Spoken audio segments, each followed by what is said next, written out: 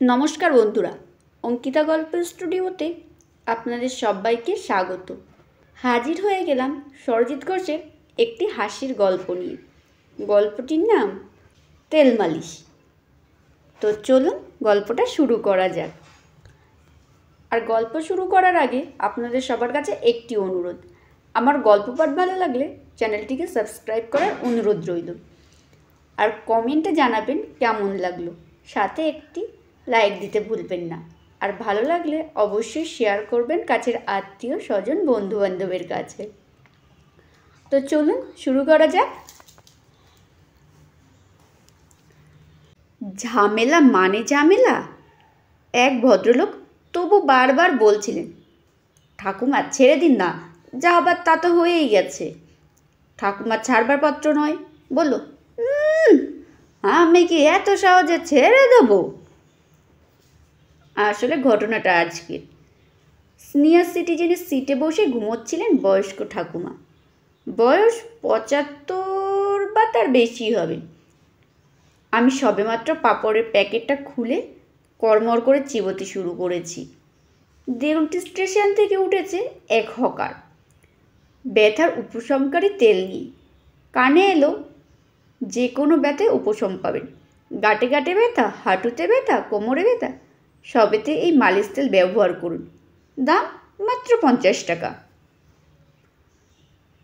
দুটো চ্যাংড়া ছেলে গেটে দাঁড়িয়েছিল। তার মধ্য থেকে একজন জিজ্ঞাসা করলো, বুকে ব্যথা হলে এই তেলে কাজ হবে দাদা? অন্য ছেলেটি বলল, ও দাদা, একে ১ বোতল তেল দাও। এর গার্লফ্রেন্ড একে ছেড়ে পালিয়েছে মাস ২ আগে। এর বুকে অসহ্য ব্যথা। তেল বিক্রেতা হকার ছেলেটি রেগে বলল, পড়াশোনা করছিস তো? লেখাপড়া শিখে এইসব ছ্যাবলামি করে বেড়াস? জানোয়ার সব এক একটা। এদিকে তখন ওই ঠাকুমার নিদ্রাভঙ্গ করে উচ্চস্বরে ডাকছে, এই মালিশ তেল, তুমি শিগগিরই এদিকে এসো। ঠাকুমার এমন চিৎকারে আর এক ভদ্রলোক মালিশ তেল বিক্রেতা ছেলেটিকে বলল, এদের কথা না বাড়িয়ে ভেতরে যাও, যার তেল দরকার তাকে আগে দাও। মালিশ তেল বিক্রেতা ছেলেটি ভেতরে ঢুকে জিজ্ঞাসা করল, কে যেন ব্যথার তেল নেবে বলছিলেন, কাকে তেল দেব? ঠাকুমা বললেন, আর তেল দিতে হবে না, অনেক দিয়েছ, এবার তোমাকেই আমি তেল দেব। মালিশ তেল বিক্রেতা ছেলেটির মেজাজ এমনিতেই বিগড়ে ছিল।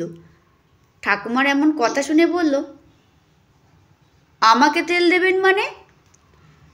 দেবই তো, কর করে ৫০টা টাকা নিয়েছ, আর আমি তোমাকে ছেড়ে দেব?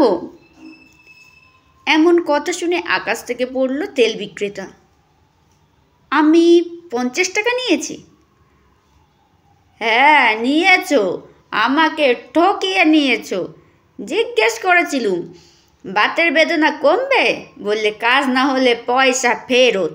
এখন আমার ৫০ টাকা ফেরত দাও। আরে কি যাতা বলছো ঠাকুমা, তুমি আমার থেকে তেল নিয়েছো? ভালো করে মনে করো। হ্যাঁ তোমার থেকেই নিয়েছি। হাঁটু, কোমর, হাতে, পায়ে সবেতেই মালিশ করেছি।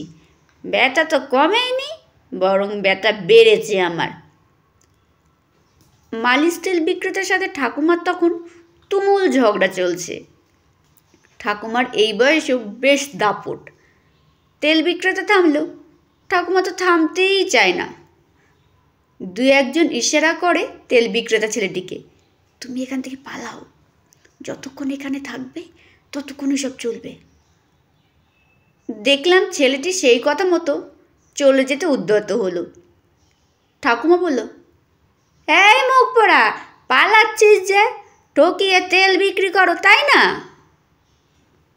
মালিশ তেল বিক্রেতা ঠাকুমার কথায় কান্না দিয়ে বেরিয়ে যেতে যেতে শুরু করে বলতে লাগলো, ব্যথার তেল, যে কোনো ব্যথাতে লাগান, উপশম পাবেন, ব্যথার তেল।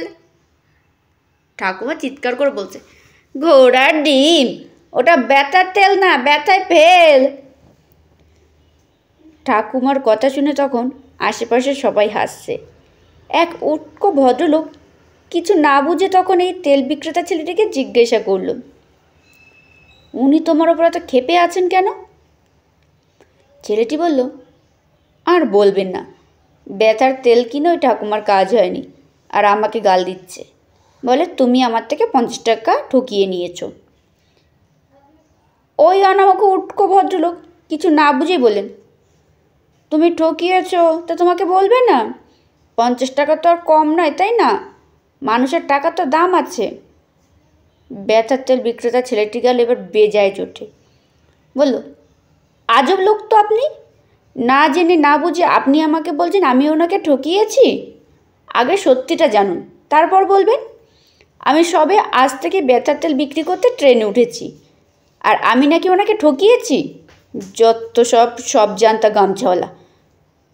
ঠাকুমার ব্যথার তেলের থেকে তো আপনার ব্যথা বেশি দেখছি। পারলে আপনি একটা মালিশ তেল কিনুন, রাতে ঘুমানোর আগে মালিশ করে ঘুমোবেন। নমস্কার, শেষ হলো গল্প পাঠ। কেমন হলো কমেন্টে জানাতে ভুলবেন না।